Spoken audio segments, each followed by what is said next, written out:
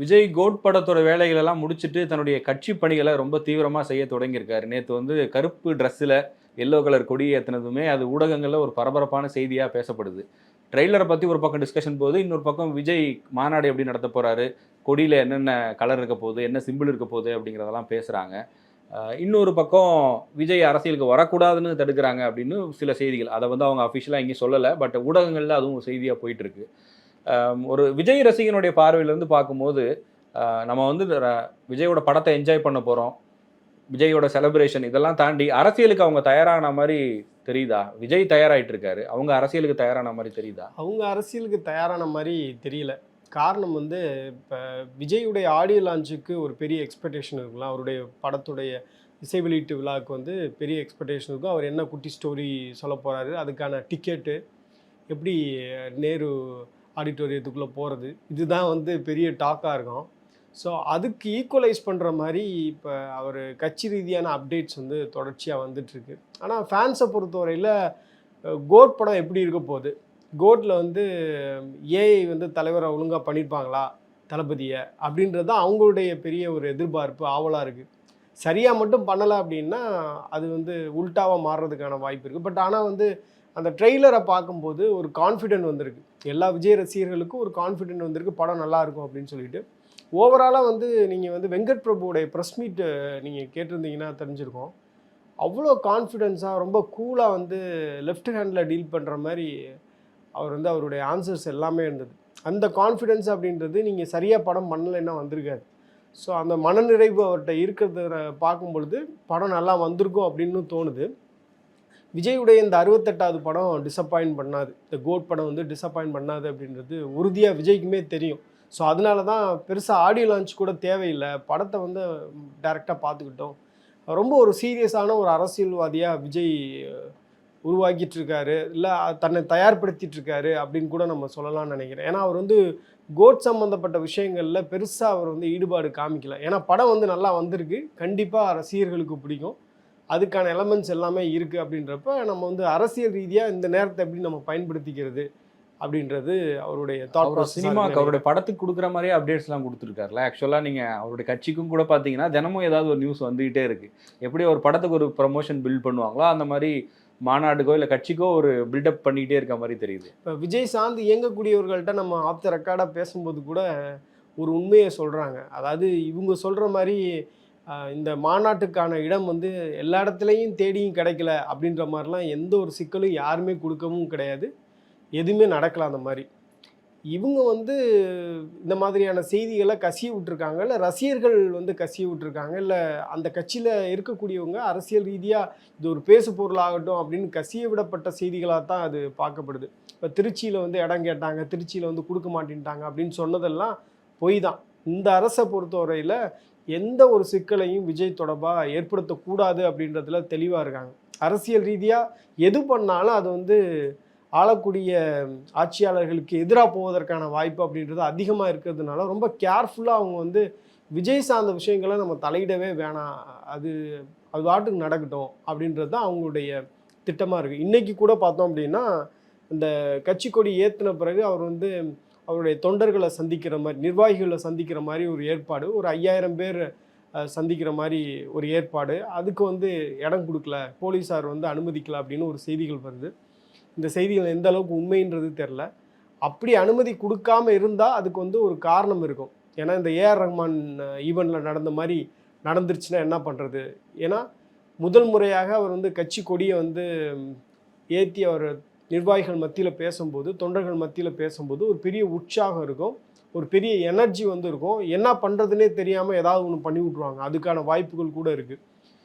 அப்போ அந்த மாதிரியான சூழ்நிலைகளில் சிக்கல் வந்துடக்கூடாதுன்றதுனால வேணால் அனுமதி மறுத்திருப்பாங்க அப்படின்னு நான் நினைக்கிறேன். பட் இன் ஜென்ரலாக வந்து கோட் படத்துக்கோ இல்லை விஜய் சார்ந்த நிகழ்வுகளுக்கோ எந்த ஒரு பிரச்சனையும் குறைச்சலையும் கொடுக்காதீங்க, அது நமக்கே வந்து நெகட்டிவாக அமைகிறதுக்கான வாய்ப்பு இருக்குது அப்படின்றது தான் அரசினுடைய நிலைப்பாடாக சொல்கிறாங்க. ஆனால் இந்த மாநாடுகளுக்கான ஏற்பாடுகள் ஒரு பக்கம் இருக்கும்போதே அந்த கொடியில் இருக்க விஷயங்களையும் நிறைய டிஸ்கஸ் பண்ணுறாங்க. அந்த கொடியில் வந்து வாகை மலர் இருக்க போகுது, அந்த கொடியில் இந்தந்த கலர்கள்லாம் இருக்க போகுது அப்படிங்கிறத பேசுகிறாங்க.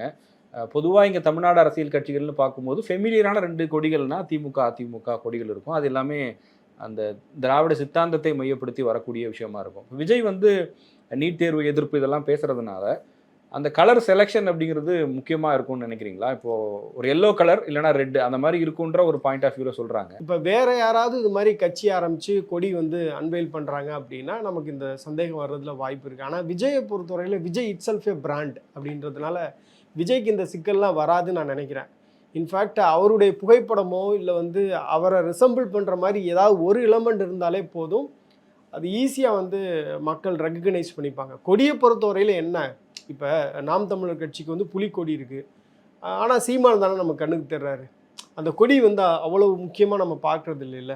ஸோ இப்போ தேர்தல் அரசியலில் வந்து உங்களுக்கு எந்த சின்னத்தில் நீங்கள் வாக்களிக்க போகிறீங்கன்றது ரொம்ப முக்கியம். ஸோ அந்த மாதிரியான விஷயங்கள்லாம் இருக்கும்போது கட்சி கொடின்றது வந்து ரொம்ப பெரிய ரிலவெண்ட்டாக இருக்க போகிறது கிடையாது. ஸோ அதனால் விஜயை ரிசம்பிள் பண்ணுற மாதிரி ஏதாவது ஒரு எலமெண்ட் வந்து கொடியில் இருந்தாலும் அது ஒர்க் அவுட் ஆகும்னு தான் தோணுது. ஏன்னா விஜயே வந்து ஒரு பிராண்டாக இருக்கிறதுனால ஒர்க் அவுட் ஆகும் அப்படின்றது தான் எனக்கு தோணுது. மற்றபடி கொடியினுடைய நிறம் அப்படின்றது விஜய் மாதிரியான ஒரு பிரபலத்துக்கு ஒரு மேட்டர் கிடையாதுன்னு நான் பார்க்குறேன். ஆனால் கொடி பெரிய இன்ஃப்ளூயன்ஸ் பண்ணும்ல உங்களுக்கு. இப்போ நீங்கள் இது வரைக்கும் வந்து இந்த விஜய் கையை நீட்டிகிட்டு இருக்க மாதிரி உழைத்துடு உயர்ந்துடு உன்னால் முடியும்னு அந்த விஜய் ரசிகர் மன்றத்துக்கு ஒரு கொடி இருந்துச்சு. அந்த கொடியை தான் எல்லா இடத்துலையும் யூஸ் பண்ணுவாங்க. இப்போ மாநாடு வந்து ஒரு மாதத்துக்குள்ளே நடக்கும்னு சொல்லும்போது ஒரு கொடியை அறிமுகப்படுத்துறது பல வகையில் அந்த கட்சியை வந்து ஃபிசிக்கலாக கிரவுண்டுக்கு கொண்டு போகிற ஒரு விஷயமா இருக்கும். இது வரைக்கும் சோஷியல் மீடியாவில் அவங்க நிறைய விஷயங்களை பேசுகிறாங்க. ஆனால் இந்த புது கொடியை வந்து இனிமேல் அந்த ரசிகர்கள் எல்லாம் காரில் கட்டிக்கிட்டு எல்லா இடத்துக்கும் போவாங்க. ஊரில் மக்கள் பார்க்கும்போது பரவாயில்லப்பா இதான் விஜய் கட்சியோட கொடியா அப்படின்னு சொல்லி அந்த ரசிகர்களை தாண்டி இன்னொரு வட்டத்துக்குள்ளே போகிறது. இதெல்லாம் நமக்கு வந்து பார்க்க பழகிறோம்.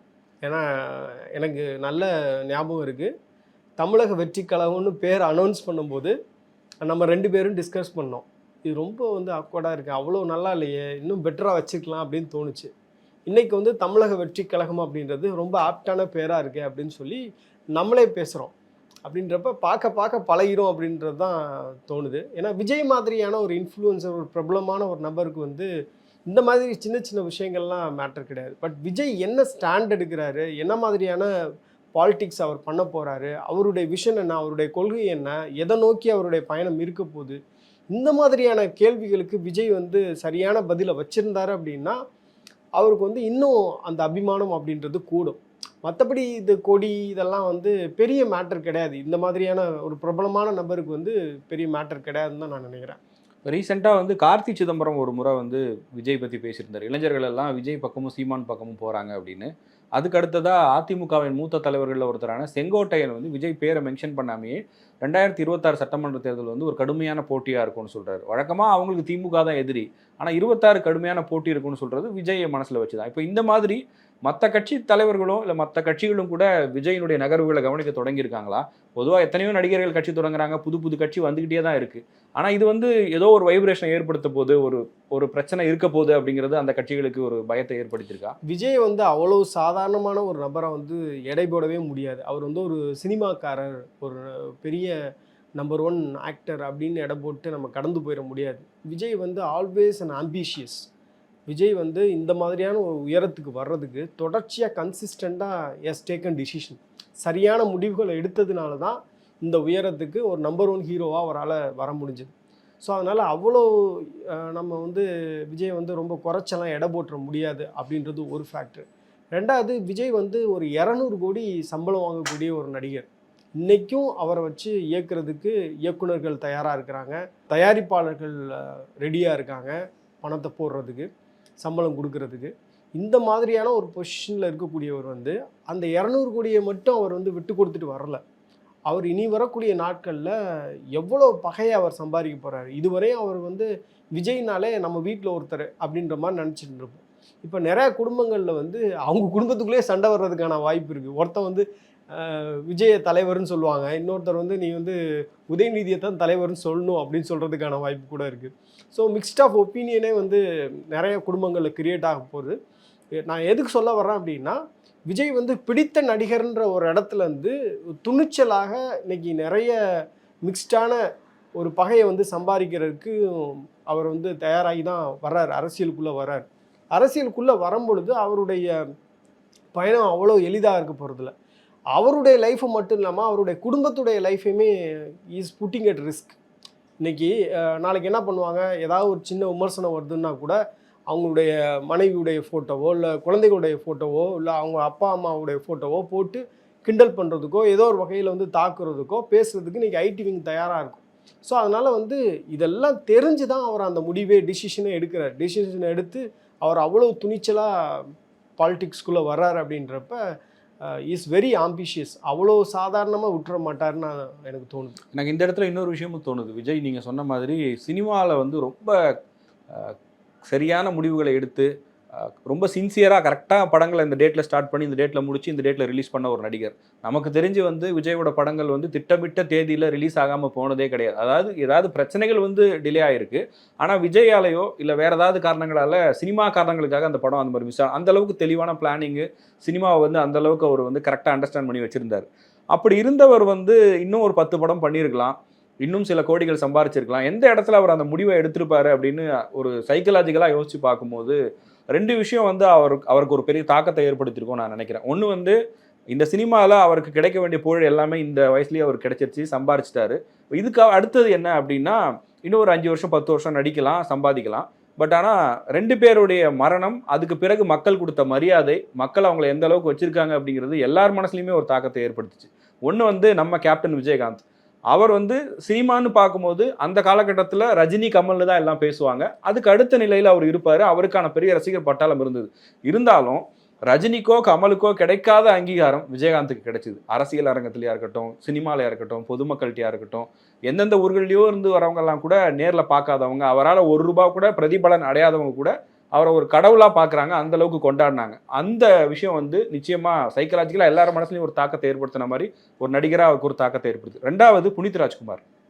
புனித் ராஜ்குமார் அப்படிங்கிற ஒருத்தர் நமக்கு பக்கத்து ஸ்டேட்டில் இருக்கக்கூடிய ஒரு நடிகர் தான். நிறைய பேருக்கு தெரியாது. ஈவன் எனக்கே கூட அவரை பற்றி அதிகமாக தெரியாது. ராஜ்குமாரோட பையன்றதான் எனக்கு தெரியும். அதனால் அவருடைய மறைவுக்கு பிறகு அவரை பற்றி மற்றவங்க பேசுகிற விஷயம், ரீசெண்டாக கூட ஒரு போலீஸ் ஆஃபீஸர் பேசுனது கூட நான் பார்த்தேன். ஒரு IPS ஆஃபீஸர் கர்நாடகாவில் இருக்கார். அவர் எப்படிப்பட்ட மனிதர், எப்படியெல்லாம் அவர் வாழ்ந்திருக்காரு, எப்படி மக்களுடைய மனங்களை வந்து ஜெயிச்சிருக்காரு அப்படிங்கிறத பார்க்கும்போது ஒரு மனுஷன் வந்து வெறும் ஒரு ஸ்டாராக இருந்து சம்பாதிக்கிறது, படங்களை ஹிட்டு கொடுக்கறது மட்டும் இல்லை, நம்ம மக்களை போய் நேரடியாக சந்தித்தோம், அவங்களுக்காக நின்னோன்னா அவங்க நம்மளை இன்னும் தலைமையில தூக்கி வச்சு கொண்டாடுவாங்க அப்படிங்கிறத புரிஞ்சுக்கிட்டு அந்த மாதிரி ஒரு இடத்த நோக்கி நகர்ந்துட்டாருன்னு நினைக்கிறேன். நம்ம அடுத்த ரஜினிகாந்தா இருக்கணுமா இல்லை அடுத்த விஜயகாந்தா இருக்கணுமா அப்படிங்கிற ஒரு இடத்துல நான் அடுத்த விஜயகாந்தா இருக்க போறேன்னு விஜய் முடிவு பண்ணியிருக்காரு. ரஜினிக்குமே அந்த இடம் தானே பிரச்சனை. ரஜினி வந்து ஒரு ஃபென்டாஸ்டிக்கான ஒரு ஆக்டரு, அவரை கொண்டாடாத யாருமே இருக்க முடியாது. ஆனால் எப்போவுமே அவர் மேலே ஒரு விமர்சனம் இருக்கும். இவர் இங்கே வந்தார், இவ்வளோ சம்பாதிச்சாரு, ஆனால் இந்த மக்களுக்காக என்ன பண்ணாருன்ற ஒரு கேள்வி தான் மக்கள்கிட்ட இருந்து அவரை கொஞ்சம் வந்து அந்நியப்படுத்தி வச்சுது. அந்த இடத்த அந்த தப்பை நம்ம பண்ணிடக்கூடாதுங்கிறதுனால தான் 50 வயசுலேயே வந்து சினிமாவை விட்டு வெளில வர்றது, நீங்கள் சொல்கிற மாதிரி இவ்வளோ பெரிய ரிஸ்க் எடுக்கிறது, இது எல்லாமே விஜய்க்கு சைக்கலாஜிக்கலாக இந்த 2 பேருடைய மரணத்துக்கு பிறகு மக்கள் கொடுத்த அன்பை வந்து விஜய் அந்த அன்பை சம்பாதிக்கணும்னு ஆசைப்பட்டார். நான் கீழே போகிறதுனால என்னை திட்டுவாங்க, கேவலப்படுத்துவாங்க, என்ன வேணால் பண்ணிட்டோம், ஆனால் இந்த 30 வருஷத்தில் எனக்கு இவ்வளோ பெரிய இடத்த கொடுத்துருக்காங்கல்ல, SACயோட பையனாக வந்த என்ன இன்னைக்கு உங்கள் வீட்டு பையனாக பார்க்குறீங்க, நான் என்ன பண்ண முடியும்? இப்போ ரஜினி படங்களில் ஒரு டயலாக் இருக்கும், நான் என்ன பண்ண போகிறேங்கிற மாதிரி அவர் கேட்டுக்கிட்டே இருப்பார். அதை வந்து ஒன்றும் பண்ண மாட்டார், பண்ணாமல் போயிட்டாருன்ற விமர்சனம் இருக்குது. ஆனால் இவர் வந்து நான் அதை பண்ணணும்னு இறங்கிட்டார். அதுதான் பெரிய ஒரு விஷயம்னு நினைக்கிறேன். இப்போ நான் வந்து ஏற்கனவே சொன்னேன்ல, விஜய் வந்து ஒரு அம்பிஷியஸான ஒரு ஆள். அதே மாதிரி அவருக்கு நெருங்கிய சர்க்கிளில் நம்ம பேசும்போது 2 விஷயம் சொல்கிறாங்க. ரொம்ப டிசிப்ளின் ப்ளஸ் வேல்யூஸாக இருக்கக்கூடிய ஒரு நபர் அப்படின்ற மாதிரி சொல்கிறாங்க. இப்போ விஜயனுடைய இந்த அரசியல் பயணமே கூட வந்து எனக்கு தெரிஞ்சு 2026 வந்து டார்கெட் பண்ணதாக இருக்காதுன்னு தான் நினைக்கிறேன். ஏன்னா வந்து இந்த கோட் படம் வந்து ஷோர் ஹிட் ஆக போகுது. அதற்கு பிறகு பார்த்தீங்க அப்படின்னா உங்களுக்கு வந்து 69வது படம் வினோத் இயக்க போகிறாரு. அது வந்து ஒரு பொலிட்டிக்கல் சட்டையராக இருக்கும். பொலிட்டிக்கல் சட்டையர் இந்த சென்ஸ், ஒரு குட் லீடர் ஒரு சொசைட்டியில் இருந்தால் அந்த சொசைட்டி என்னென்ன மாதிரியான வளர்ச்சியெல்லாம் அடையும் அப்படின்றது தான் மெயின் தீமாக இருக்க போதுன்ற மாதிரி என்கிட்ட சொன்னாங்க. ஒருத்தர் சொன்னார், எந்த அளவுக்கு உண்மைன்றது நமக்கு தெரியல. ஸோ அந்த மாதிரி ஒரு ஃபோக்கஸாக இருக்க போது. இப்போ எனிவே 68க்கு கோட்டுக்கு கிடைக்கக்கூடிய அந்த வரவேற்பு அப்படின்றது பல மடங்கு அதிகமாகவே 69வது படத்துக்கு கிடைப்பதற்கு வாய்ப்பு இருக்குது. அதனால் விஜயுடைய ஃபோக்கஸ் அப்படின்றது வந்து 2026 வரையும் சினிமாவாக தான் இருக்க போது. சினிமாவில் கிடைச்ச அந்த பிரபல்யம் ப்ளஸ் பொலிட்டிக்கல் பார்ட்டியாக வந்து ஸ்ட்ரக்சரைஸ் பண்ணுறது, இது அவருடைய ப்ரையாரிட்டியாக இருக்கும். ஆனால் அவருடைய ரியல் அரசியல் அப்படின்றது வந்து 2026 தேர்தல் முடிவுக்கு பிறகு 2031 வரையும் அவருடைய அரசியல் அப்படின்றது தமிழக அரசியலில் வந்து மிகப்பெரிய அளவில் பேசப்படும். ஒரு அப்போசிஷன் பார்ட்டியாக வலுவான கேள்விகளை வந்து அவர் எழுப்புவார் அப்படின்ற மாதிரியான தகவல்கள்லாம் சொல்கிறாங்க. அதனால் 2026 அவர் வந்து முதலமைச்சர் ஆயிடுவாரா நிறைய பேர் கேட்குறாங்கல்ல. நிறைய பேர் பேசும்போது கூட விஜய் வந்து சினிமா விட்டு போகிறாரு, அதுக்கு பிறகு தேர்தல் தோல்விக்கு பிறகு நடிக்க ஆரம்பிச்சிருவார் அப்படின்ற மாதிரி தகவல் சொல்கிறாங்கல்ல. 2026 இன்னைக்கு இருக்கக்கூடிய சூழல் படி திமுக பலமாக இருக்குது, கூட்டணி பலத்தோடு இருக்குது அப்படின்லாம் சொல்கிறாங்கல்ல. ஸோ அப்போ வந்து இன்னைக்கு இருக்கக்கூடிய ஸ்டேட்டஸ் படி பார்த்தோம் அப்படின்னா விஜயால் திமுகவெல்லாம் பீட் பண்ண முடியாது. அந்த அளவுக்கு தான் திமுகவுடைய வலிமை அப்படின்றது இருக்குது. பட் ஆனால் 2026 தேர்தல் முடிவுக்கு பிறகு இந்த தமிழக அரசியல் அப்படின்றது இன்னும் சூடு பிடிக்கும். விஜய் வந்து ஒரு முக்கியமான ஒரு பொலிட்டீஷியனாக இங்கே வந்து அவருடைய ரோல் ப்ளே பண்ணுவார் அப்படின்றாங்க. இன்னொன்று, இந்த ஹெச் வினோத்தை ஏன் வந்து கடைசி படத்தோட டேரக்டராக அவர் சூஸ் பண்ணார் அப்படின்றதையும் பேசுகிறாங்க எல்லாருமே. அதில் இது வரைக்கும் நடந்த விஷயங்களை வச்சு பார்க்கும்போது அது ஒரு சரியான முடிவுன்னு தான் நான் நினைக்கிறேன். அட்லியோ இல்லை லோகேஷ் கனகராஜையோ சூஸ் பண்ணியிருந்தா கேரண்டீடான ஒரு ஹிட்டு கிடச்சிருக்கும், பெரிய ஹிட்டை கொடுத்துருப்பாங்க. பட் ஆனால் அவருக்கு வந்து அடுத்து இன்னொரு ஹிட்டு தேவையில்லை. அவருக்கு வந்து ஒரு actor Vijay politician Vijaya transform ஆகணும்னு நினைக்கிறார். அப்போ வந்து இந்த நிகழ்கால அரசியலை வந்து நேரடியாக திமுகவையோ பிஜேபியோ இல்லை அதிமுகவையோ கிண்டல் அடிச்சோ இல்லை படங்களில் வசனம் பேசியோ அந்த படம் இருக்க போகிறதில்ல. சதுரங்க வேட்டை, தீரன் அதிகாரம் மாதிரி ஸ்டோரி ஓரியன்டாக பண்ண ஒருத்தர் வந்து அரசியலை சரியாக கையாண்டு நல்ல ஒரு இமேஜை கிடைக்கணும் அப்படின்னா அது ஹெச் வினோத் தான் சரியான சாய்ஸ். அது மட்டும் இல்லாமல் பொதுவாகவே ஞானவேல் டேரக்டர் ஞானவேல் வந்து சூர்யாவுக்கு வந்து ஒரு நல்ல பக்கபலமாக இருப்பார் எப்போவுமே. அவருடைய அந்த அகரம் ஃபவுண்டேஷனாக இருக்கட்டும், அவருடைய ஸ்டேட்மெண்ட்ஸாக இருக்கட்டும், எல்லாத்துக்குமே ஞானவேலோட இன்புட்ஸ் அப்படிங்கிறது பெரிய அளவுக்கு இருக்கும். அதுதான் சூர்யாவுக்கு வந்து ஒரு சொசைட்டி மேலே அக்கறை இருக்கக்கூடிய நடிகர் அப்படிங்கிற ஒரு பிம்பம் இன்னைக்கு இருக்குது அப்படின்னா அதில் ஞானவேலோட பங்கு அதிகம். சூர்யாவுக்கு அந்த தனிப்பட்ட ஆர்வம் இருக்கும், அதே நேரத்தில் சரியாக வழி நடத்துறது. அந்த மாதிரியான ஒருத்தர் வந்து விஜய்க்கு தேவை. சினிமா இண்டஸ்ட்ரியில் நிறைய பேர் விஜய்க்கு ஒர்க் பண்ண நீட் அறிக்கையெல்லாம் அவர் தான் எழுதி கொடுக்குறா. இந்த நீட் அறிக்கையெல்லாம் கூட ஞானவேல் தான் எழுதி கொடுத்ததாக தான் சொல்கிறாங்க. அதே மாதிரி இவருக்கும் வந்து பார்த்தீங்கன்னா இப்போ ஹெச் வினோத் மாதிரியான டேரக்டர்ஸோட ஒர்க் பண்ணும்போது அவங்களுடைய அந்த இன்புட்ஸ் அப்படிங்கிறது சினிமாவை தாண்டி அரசியலுக்கும் ஹெல்ப் பண்ணும். அவருடைய ஸ்பீச் எப்படி இருக்கணும், அவர் வந்து தன்னை எப்படி கட்டமைக்கணும், படங்கள் மூலமாகவும் சரி ஒரு ஸ்டேஜில் போய் பேசுகிறாரு இல்லை மக்கள் சந்திப்பு பண்ணுறாரு அப்படின்னா டெஃபினட்டாக இந்த இயக்குனர்ஸ்க்கெல்லாம் ஒரு வாய்ப்பு தானே இது. அவங்க எல்லாருமே சொசைட்டியில் ஒரு மாற்றத்தை கொண்டு வரணும்னு உள்ளே வரவங்க தான். இப்போ விஜய் மாதிரி ஒரு டூல் கையில் கிடைக்கும் போது எல்லாருமே வந்து அதன் மூலமாக என்ன கொண்டு போய் சேர்க்க முடியும் அப்படின்னு நினைப்பாங்க. ஸோ அந்த வகையில் தான் அவர் வந்து எனக்கு கமர்ஷியல் ஹிட்டு கொடுக்குற அட்லி லோகேஷ்லாம் வேணாம், எனக்கு பொலிட்டிக்கலான ஒரு இமேஜ் செட் பண்ணணும், அதுக்கு ஹெச் வினோத் தான் கரெக்டான ஆள் அப்படிங்கிற ஒரு ஐடியாவில் தான் அந்த முடிவை எடுத்துருப்பார் நான் நினைக்கிறேன். ரசிகர்கள் கூட வந்து விஜயினுடைய லுக் மேலே ஒரு பெரிய ஆர்வம் இருக்குது. அவருடைய லுக் வந்து 69வது படத்துக்கு எப்படி இருக்கும், இல்லை அரசியலில் வந்து அறுவாடுக்கு எப்பயும் இந்த இதுக்கெல்லாம் போய் பார்ப்பார்ல, இப்போ ரீசெண்டாக கள்ளக்குறிச்சியிலலாம் போய் பார்த்தாரு, அந்த மாதிரி லுக்கில் போவாரா அப்படின்லாம் நிறைய கேள்விகள் குழப்பங்கள்லாம் இருந்திருக்குன்னு நினைக்கிறேன். அதுக்கு ஒரு தகவல் சொல்லணும் அப்படின்னா விஜயினுடைய 69வது படத்தில் என்ன லுக்கில் விஜய் வராரோ அந்த லுக்கு தான் வந்து ஃபைனலைஸ் செய்யப்பட்ட விஜயினுடைய அரசியல் லுக்கும் கூட. அவர் 2026 தேர்தலின் போதும் சரி அதற்கு பிறகும் அவருடைய லுக் அப்படின்றது அந்த மாதிரி தான் அவர் மெயின்டைன் பண்ண போகிறாரு அப்படின்றது சொல்கிறாங்க. அது ரொம்ப முக்கியமானதும் கூட. நீங்கள் சொல்கிறது வந்து உண்மையிலேயே ஒரு அரசியல்வாதிக்கு வந்து தன்னை எப்படி பொசிஷன் பண்ணுறோம், எப்படி பிராண்டிங் பண்ணுறோன்றது ரொம்ப முக்கியம். அதுக்கு சரியான உதாரணம் வந்து கலைஞர் கருணாநிதி. கலைஞரை வந்து நம்ம இப்போ யோசிச்சு பார்த்தாலும் ஒரே பிம்பம் தான் எல்லாருக்குமே தோணும். ஒரு மஞ்சள் துண்டு, ஒரு கருப்பு கண்ணாடி, ஒரு ஒயிட் கலர் ட்ரெஸ் போட்டிருக்க மாதிரி. அது மாதிரி செல்வி ஜெயலலிதா அவங்கள நினச்சி பார்த்தாலும் அவங்களுடைய அந்த பொட்டு வைக்கிறதா இருக்கட்டும், அவங்களுடைய காஸ்டியூமாக இருக்கட்டும், இது எல்லாமே எப்போவுமே ஒரே மாதிரி தான் இருக்கும். இப்போது இருக்கக்கூடிய முதலமைச்சர் ஸ்டாலினும் கூட அவருடைய லுக்கில், அவர் ஹேர் ஸ்டைல்லேருந்து அவர் போடக்கூடிய ஷர்ட்லேருந்து எல்லாத்தையுமே ஒரே நேரத்தில் எப்போவுமே ஒரு ஈவனாக தான் மெயின்டைன் பண்ணுவாங்களே தவிர மாற்ற மாட்டாங்க. விடுதலை சிறுத்தைகள் கட்சியின் தலைவர் திருமாவளவன் கூட அவருடைய காஸ்டியூமாக இருக்கட்டும், அவர் மீசை வைக்கிறது, இது எல்லாமே ஒரே மாதிரி வைப்பாங்க. ஏன்னா நம்ம ஒவ்வொரு முறை மாற்றிக்கிட்டே இருக்கும்போது மக்கள் மனசில் நம்ம என்னவோ பொசிஷன் ஆக போகிறோம் அப்படிங்கிறதுல ஒரு பெரிய கேள்வி வரும். அதை விஜய் வந்து கரெக்டான ஒரு இதாக. இன்னொரு விஷயம் கூட சொல்லலாம் ரசிகர்களுக்காக. இப்போ வந்து விஜய் வந்து ரீச்சபிளே கிடையாது, அவர் வந்து யாருமே சந்திக்க முடியாது அப்படிலாம் சொல்கிறாங்களா, அப்படியெல்லாம் அவர் கிடையாதான்.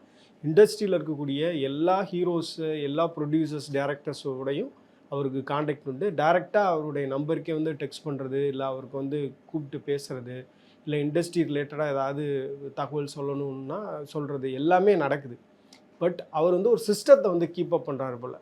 இப்போ நீங்கள் வந்து சினிமா ரீதியாக என்கிட்ட வந்து கதை சொல்லணும்னு நினைக்கிறீங்க, இல்லை நீங்கள் வந்து என்கிட்ட பேசணும்னு நினைக்கிறீங்க அப்படின்னா அதுக்கு வந்து ஜெகதீஷ் தான் மேனேஜர். ஜெகதீஷ் த்ரூ தான் வந்து விஜய்கிட்ட கதை சொல்ல முடியும். விஜயுடைய சம்பளம் வந்து தீர்மானிக்கிறதும் ஜெகதீஷ் தான். சாருடைய சம்பளம் இது, இந்த படம் இவ்வளோ வெற்றி பெற்றிருக்கு, இதுதான் ப்ராஃபிட்டு, ஸோ இவ்வளோ டிமாண்ட் பண்ணுறாரு அப்படின்றது எல்லாமே வந்து ஜெகதீஷ் தான் கம்யூனிகேட் பண்ணுறாரே தவிர மற்றபடி விஜய் வந்து டைரெக்டாக அதில் இன்வால்வ் ஆகிறது இல்லை. பட் ஆனால் விஜய் வந்து எல்லா ப்ரொடியூசர்ஸ், டைரக்டர்ஸ், முக்கியமான ஆக்டர்ஸ் எல்லாருமே டைரெக்டாக அவருக்கு கால் பண்ணி பேசக்கூடிய அந்த சுதந்திரம் அப்படின்றது இருக்குது. இப்போ இன்னொரு விஷயம் கூட, அதாவது விஜயுடைய தந்தை எஸ்ஏசி கூட ஜெகதீஷுடைய அப்பாயின்மெண்ட் வாங்கி தான் விஜயை சந்திக்கிற மாதிரி இருக்குது அப்படின்ற மாதிரியான தகவல்கள்லாம் வந்து சோஷியல் மீடியாவில் வந்துட்டு இருந்தது. அதை கூட நான் ரீசெண்டாக கேட்டப்போ ஒருத்தர் தகவல் சொன்னார், அப்படிலாம் கிடையாதுங்க, அவர் வந்து எல்லாட்டையுமே வந்து உங்களே என்ன போல் எல்லாட்டையுமே அவர் நடந்துக்கிறாரு. பட் மூவி ரிலேட்டடாக டைரெக்டாக ஏதாவது சந்திப்பு வேணும் அப்படின்னா அது விஜயுடைய மேனேஜர் ஜெகதீஷ் மூலமாக தான் நடக்குது. மற்றபடி அவர் யாருமே சந்திக்கிறது இல்லை, எல்லாமே அப்பாயின்மெண்ட் அப்படின்றதெல்லாம் போய் அப்படின்ற மாதிரியான தகவல் வந்தது. இன்னொரு விஷயமும் நான் கவனித்தேன். இப்போ பொதுவாகவே அரசியல் கட்சி தொடங்குற யாராக இருந்தாலும் அவங்க பெரிய அளவுக்கு பேக்ரவுண்ட் இல்லை, ஒரு சின்ன லெட்டர் பேடாக இருந்தால் கூட ஒரு தலைவர் வராரு அப்படின்னா கூட ஒரு 10 பேரை கூப்பிட்டு வருவாங்க. எங்கேயுமே வந்து தலைவராக இருக்கவங்க, ஈவன் ஒரு மாவட்ட செயலாளர், ஒன்றிய செயலாளர் கூட ஒரு 10 பேரை கூப்பிட்டு தான் போவாங்க. விஜய் வந்து இவ்வளோ பெரிய ஸ்டாராக இருக்காரு, இப்போ அவர் காரில் போகிறாருன்னு தெரிஞ்சால் ஒரு 10 பேர் பைக்கில் ஃபாலோ பண்ணிட்டு வருவாங்க, இல்லை எங்கே போனாலும் அந்த ஒரு சின்ன இது இருந்துகிட்டே இருக்கும். ஆனால் அவருக்கு ஒரு தைரியமும் துணிச்சலும் இருக்குன்னு நினைக்கிறேன். நம்ம ஊர் தானே இது, நம்ம தனியாக போவோம்னு சொல்லி செல்ஃப் டிரைவ் பண்ணிட்டு வராரு, இல்லை எங்கேயாவது அந்த கொடியேற்றக்கூடிய அந்த இடத்துக்கு வரும்போது கூட அந்த வீடியோவில் நம்ம பார்க்கும்போது விஜயும் புசியானது மட்டும்தான் இருக்காங்க. வேற யாரையும் அண்ணன் வராருப்பா வாங்கப்பா ஒரு 100 பேர் அப்படின்னு கூப்பிட்டு வர்றது அதெல்லாம் கிடையாது. இன்றைக்கி அவர் இருக்கக்கூடிய ரேஞ்சுக்கு அப்படி பண்ணாலும் கூட அது கரெக்டாக தான் இருக்கும்.